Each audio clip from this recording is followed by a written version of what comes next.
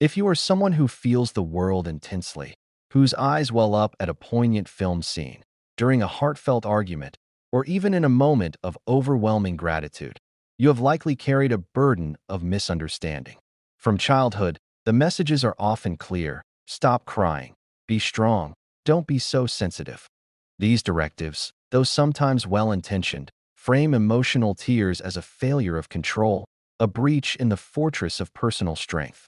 But what if the very foundation of this belief is scientifically and psychologically flawed?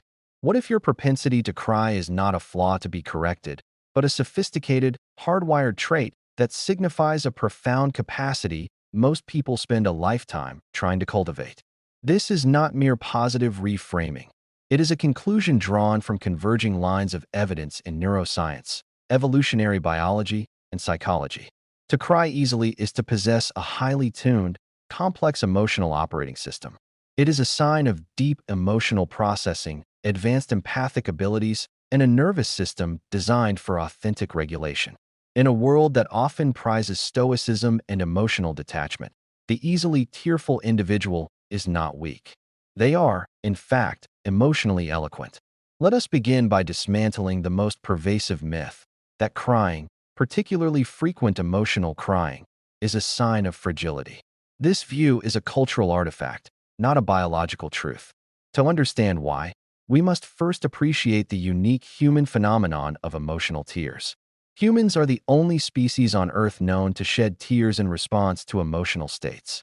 Animals may vocalize in distress, exhibit behaviors of grief, or produce basal tears for ocular lubrication, but the shedding of tears specifically triggered by complex feelings, sadness, joy, awe, empathy, is a uniquely human trait.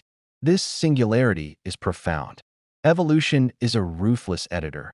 It does not preserve biologically expensive traits without reason. The production of emotional tears requires energy and resources. If it served no purpose, if it were merely a useless byproduct of weakness, it would have been selected against. The fact that it persists and is so intricately tied to our most social and complex feelings signals that it serves critical adaptive functions. Your tears are not an accident of a faulty design. They are a feature of a highly social, communicative, and cooperative species. So what purposes do emotional tears serve? Science points to several, both intrapersonal, within the self, and interpersonal, between individuals. On a physiological level, emotional tears are chemically distinct from basal, lubricating, or reflexive, onion-chopping, tears. Studies have shown they contain higher levels of stress hormones, such as adrenocorticotropic hormone, ACTH, and leucine-enkephalin, a natural painkiller, as well as proteins like prolactin and manganese. This suggests a clear excretory and regulatory function. When you cry from emotion, you are literally expelling the biochemical signatures of stress from your body. It is a cathartic release, a biological pressure valve. Following a crying episode, measures of heart rate and breathing often slow, moving from a state of sympathetic nervous system arousal, fight or flight, toward parasympathetic nervous system activity, rest and digest. In this light, crying is not the loss of control. It is the body's innate, elegant mechanism for regaining homeostasis. It is a biological reset. The social and communicative functions of tears are equally vital.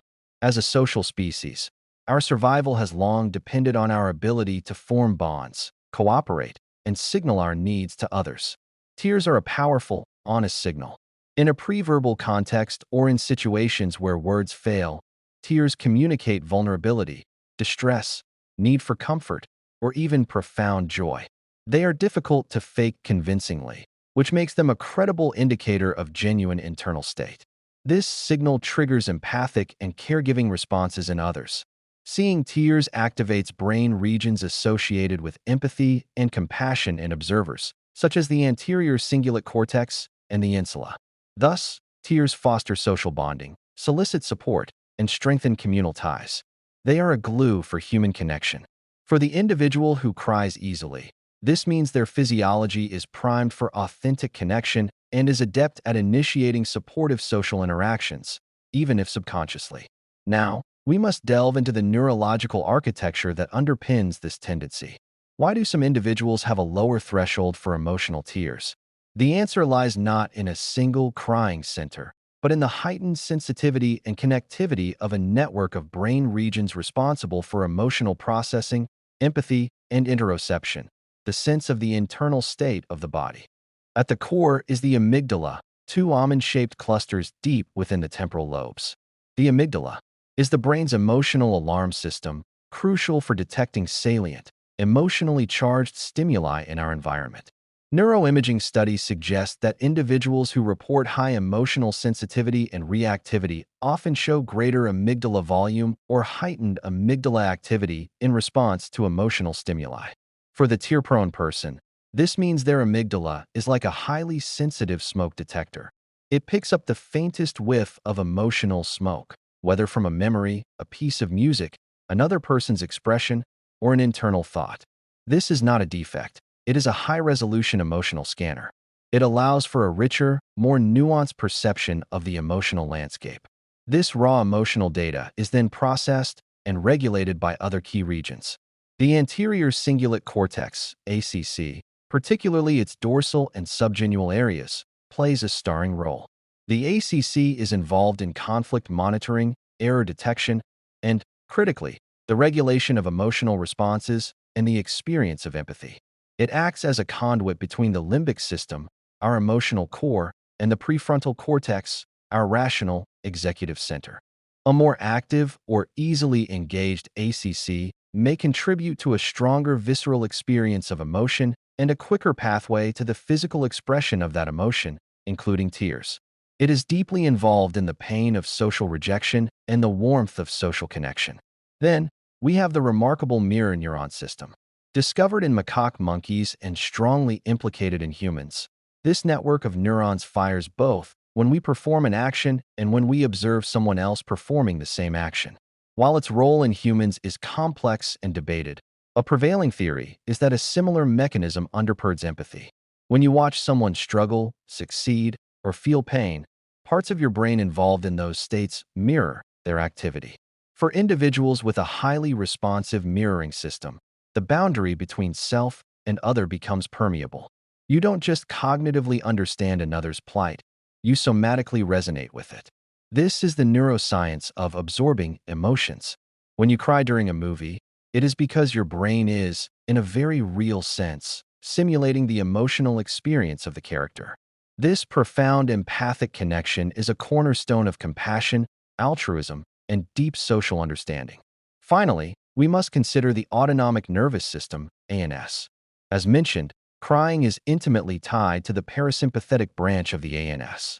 The vagus nerve, a key component of the parasympathetic system, is theorized to be involved in the transition from heightened emotional arousal to the calming, sometimes cathartic, state that accompanies tears. Stephen Porges' polyvagal theory offers a compelling lens. It proposes that the body has hierarchical responses to threat and safety. After the fight-or-flight response, if neither is possible or effective, a more primitive freeze or shutdown state can occur. However, in safe social contexts, an evolved social engagement system mediated by the ventral vagal complex can be activated. Crying, especially in the presence of a supportive other, may be a manifestation of this social engagement system, a call for connection that also serves to downregulate arousal.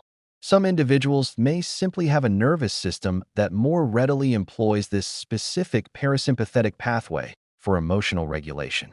Their reset button is more sensitive.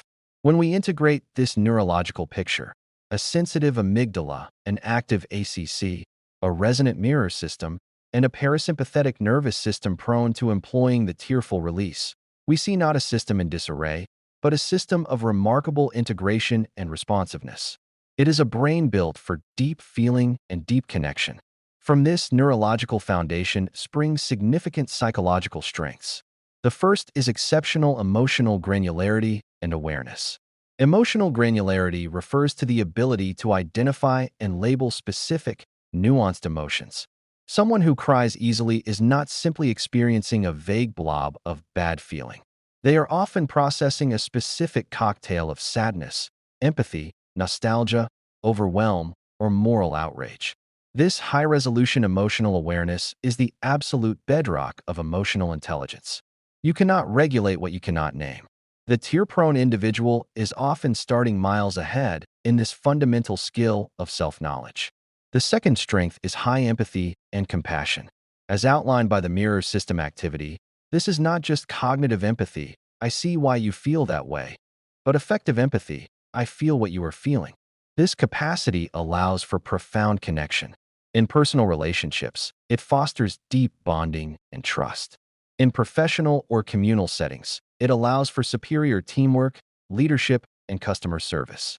A leader who can genuinely resonate with their team's frustrations and aspirations will inspire far greater loyalty and effort than one who is emotionally opaque. A helper, healer, or creator who feels deeply can channel that feeling into more impactful work. The third strength is authenticity and congruence. Emotional tears are notoriously difficult to produce on command. When they come, they are a signal of a genuine internal state. People who cry easily are often those who struggle to maintain a facade of indifference. Their external expression is more aligned with their internal reality. This authenticity, while sometimes vulnerable, is magnetic. It builds trust because people sense they are getting the real person, not a curated performance. In an age of superficiality, this authenticity is a rare and valuable currency. The fourth, perhaps counterintuitive, strength is resilience and adaptive stress regulation. Society mistakes the moment of crying for a breakdown. Psychology sees it as a breakthrough. Suppressing emotion is psychologically and physiologically costly. It leads to chronic stress, somatic symptoms, burnout, and emotional blunting. By allowing the emotional wave to crest and break through tears, the individual processes the emotion in real time. The stress hormones are expelled, the nervous system resets, and the emotional charge of the event is discharged. This means they are less likely to carry the cumulative burden of unprocessed emotional baggage. They may fall apart more readily in the acute moment, but they recover more fully and are less prone to the long-term erosive effects of chronic, suppressed stress. They practice emotional hygiene. The fifth strength is moral and aesthetic sensitivity. The tears are not only for sorrow. They come in moments of overwhelming beauty, moral righteousness, or collective joy. This indicates a mind that is moved by excellence, justice, and connection. It is the mind of the artist stirred by a sublime piece of music, the activist galvanized by injustice, the community member overwhelmed by a gesture of collective kindness. This sensitivity is the engine of art, social progress, and spiritual experience. Of course, this trait exists on a spectrum, and its expression is influenced by countless factors: genetics, upbringing, cultural background, gender socialization, where, notably, women are often given more permission to cry, while men are harshly sanctioned for it. Fatigue, hormonal cycles, and immediate context. There is a difference between adaptive emotional crying and crying that is part of a dysregulated pattern related to trauma, depression, or anxiety disorders. The latter often feels uncontrollable, pervasive, and disconnected from a clear emotional trigger, and is accompanied by other symptoms. The crying we are discussing here is generally proportionate, connected to a felt emotion, and leads to a sense of release or connection. For the individual who cries easily and wishes to thrive, the goal is not to toughen up and suppress this trait. The goal is to channel it. This is the journey from raw sensitivity to empowered emotional intelligence. It involves several key practices. First, radical acceptance and reframing. This begins with an internal shift. Every time you feel shame or apology rising after tears, consciously replace it with the knowledge we have explored.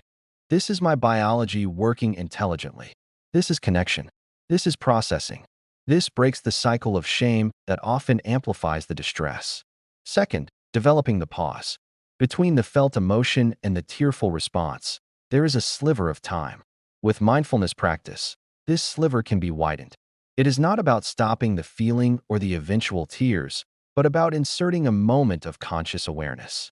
In that moment, you can ask, what am I feeling specifically? Where do I feel it in my body? What is this connected to? This practice builds the muscle of self-regulation, allowing you to honor the feeling without being swept away by it. You move from reactivity to responsiveness. Third, strategic expression. Learn your triggers and contexts. If you know a certain type of meeting or conversation is likely to stir deep emotion, prepare mentally. Use grounding techniques beforehand. It is also perfectly acceptable and often powerful to name the emotion in the moment, saying, "I'm feeling really moved by this. Please bear with me." Or "This topic matters deeply to me, which is why I'm getting emotional." Transforms the tears from a perceived loss of control into a testament to your engagement and values. It disarms potential discomfort in others and maintains your authority. Fourth, master the recovery. After a tearful moment, the instinct is often to shrink or disappear. Instead, practice a graceful recovery. Take a slow breath, a sip of water, and continue. Do not over-apologize. As simple as "I was saying," or "Thank you for sharing that. It really resonated with me," can seamlessly reintegrate you into the flow. This demonstrates that emotion and competence are not mutually exclusive. Fifth, leverage your depth in creativity and problem solving. Your ability to feel deeply is a source of incredible insight. Channel it into writing, art, music, or innovative solutions. In problem solving, your empathy allows you to model the human impact of decisions in a way that purely logical minds cannot. Position this as your superpower. To the world that misunderstands, we must offer education and gentle challenge. When met with "Don't be so sensitive," one might reframe, "I appreciate your concern. I process things deeply, which is actually what allows me to connect and commit so fully." In leadership and team settings, modeling emotional expression within bounds can create psychological safety, allowing others to bring their whole selves to work. In conclusion, the science is unequivocal. The easily tearful individual is not broken, but highly evolved. They operate with a neurological system optimized for emotional depth, empathic connection, and authentic regulation. Their tears are a biological tool for stress excretion, a powerful social signal for bonding, and a testament to a heart that remains open. In a historical moment marked by alienation, distraction, and emotional superficiality, this capacity is not a liability. It is a critical necessity. Your sensitivity is not a wound. It is a faculty. It is the capacity to register the subtleties of human experience that others miss. It is the radar for injustice, the receiver for beauty, the connective tissue for love. The goal is not to develop a thicker skin, but to develop a stronger spine, to carry this depth with confidence, to channel its power with intention, and to offer its gifts to a world that is desperate for genuine feeling. Do not wish for a shallower pool. Learn to navigate the profound depths you already possess. For in that depth lies not weakness, but an unparalleled source of strength, creativity, and connection. The future does not belong to the numb. It belongs to the feelers, the empathizers, the ones who water the ground of human experience with their tears and, in doing so, help something new and beautiful grow. Now, if this deep dive into the power of emotional sensitivity resonated with you, if it made you see your own heart or the heart of someone you love in a new, empowered light, your engagement is what fuels this mission of reframing human potential. Here is my direct call to action for you. First, solidify your understanding and claim this identity. Let this knowledge sink in. The next time you feel that familiar welling of emotion, pause and thank your biology for its sophisticated response. You are not malfunctioning. You are functioning at a high level of emotional intelligence. Second, become part of this conversation. We are building a community here that values depth over superficiality, psychology over platitudes. Your voice is essential. I want you to scroll down to the comments section right now and share your experience. Tell us, did you grow up believing your sensitivity was a weakness? What was your biggest aha moment from this exploration? How do you intend to channel your emotional depth moving forward? Even a simple "this was for me" lets others know they are not alone. The comments section is where isolation ends and community begins. Share your story now. Third, take actionable power into your daily life. Knowledge without application is just trivia. Today, practice one thing: the mindful pause. When emotion rises, take one deep breath before reacting. Observe the feeling. Name it. This small act is the beginning of mastering your superpower. Fourth, ensure you never miss a future deep dive. We dismantle limiting beliefs and explore the science of potential regularly. You need to click that subscribe button and tap the bell icon immediately. Every new video is designed to give you similar tools for understanding your mind, your relationships, and your purpose. Subscribing is your commitment to your own growth and your support for this channel's mission. Don't wait, subscribe now. Fifth, amplify this message. Think of one person in your life, a friend, a family member, a colleague, who needs to hear this. Who has ever been called too sensitive? Who carries shame for their big heart? Share this video directly with them right now. Send them the link with a note. This made me think of you and your strength. You have the power to change someone's entire self-narrative today. Use it. Be the reason someone stops apologizing for their depth. Sixth, support the channel's reach directly. The single most impactful thing you can do right after watching is to smash the like button. That thumbs up is not just a passive gesture. It is a powerful signal to the platform's algorithm that this content is meaningful, valuable, and worth promoting to others who are searching for these answers. It translates directly into more views, more subscribers, and a louder voice for the message that sensitivity is strength. If anything here landed with you, please hit like right now. Your engagement is not taken for granted. It is the catalyst. Every like tells the algorithm to spread this reframing. Every comment creates a node of connection and understanding. Every share extends a lifeline to someone feeling isolated in their sensitivity. Every subscription builds a community that champions emotional sophistication. This is more than a video. It is an invitation to a different way of being. An invitation to stop fighting your nature and start leading with it. To build a life and a world where feeling deeply is recognized as the foundational skill for leadership, love, and innovation. The journey continues, but it starts with your choice in this very moment. Will you comment? Will you subscribe? Will you share? Will you like? The ball is in your court. I'll be in the comments, reading every single one. I cannot wait to see what you build with this new understanding. Until next time, remember, your depth is your destiny. Don't you dare wish it away.